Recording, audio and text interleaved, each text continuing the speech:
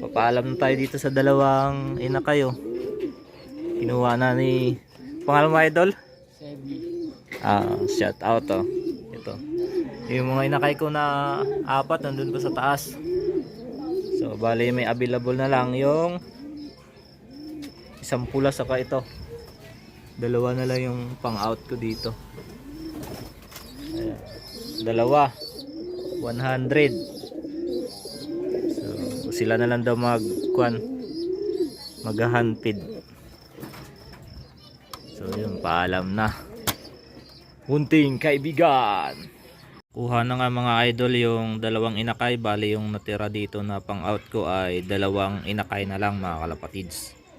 Ayan yung magkapatid ang kumuha mga idol. Dalawa yung kinuha nila para ititraining daw nila sa pang pre-flight mga kalapatids.